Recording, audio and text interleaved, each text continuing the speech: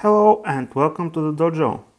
Today we're going to test one very interesting contraption, a wireless airbrush and compressor combo. It works with a battery, so no need for cables or anything like that. Today we're going to test this contraption on a piece of the Phantom cockpit, so I hope it does work well. Speaking of the Phantom build, photo updates are already stacking up for the channel members of eligible tiers. So if you look under this or any other of my videos, you will find the join button. You are more than welcome aboard. First, let's check out the contents of the box. It is a very nice and sturdy box indeed. And here we have a instruction booklet, the compressor, which comes with the battery detached, so you will need to press it in.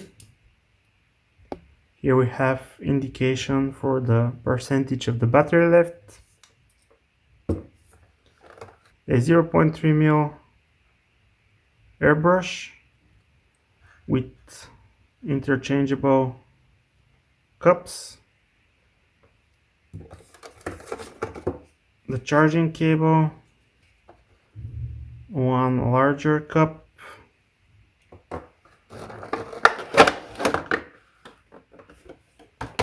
then we have one even larger cup, an airbrush cleaning kit, and a hose. You can use the airbrush on the compressor by twisting it on this here, and when you push the button, this will start the compressor, and it won't work until you press the trigger and start releasing the air. I'm not really comfortable with this in my hand to paint models. Probably it will be more suitable for other things. So it is a nice thing to have a compressor to airbrush connecting hose. There is a female to female adapter inserted into the hose, so all we have to do is secure it in place, connect the other end to the airbrush, turn on the compressor,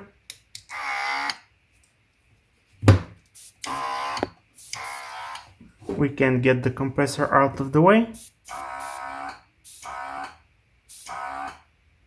and that's how it works. Very simple.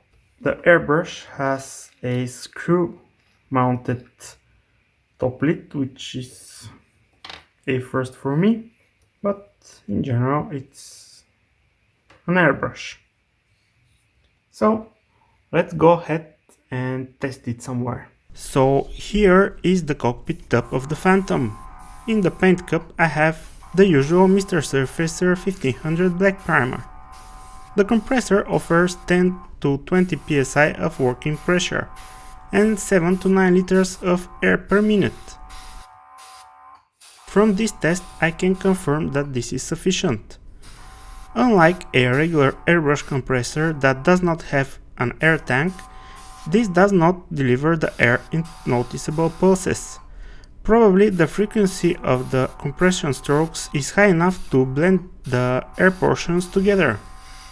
According to the user's manual, the battery should last between 40 to 50 minutes of continuous use, which is adequate, for my needs at least. In fact, I rarely paint more than that in one go.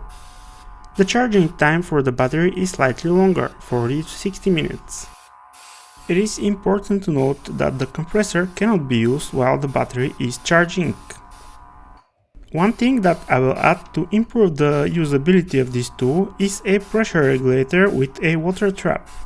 Condensation on the inside of the hose is pretty much inevitable, hence the need for a water trap. The pressure regulator is not that necessary, but it is very useful to be able to control the pressure precisely. If you are interested in one of those kits, I will leave a link in the description below this video. I hope the video was useful and you have enjoyed it. Thank you for watching, and until next time, happy modeling fellas!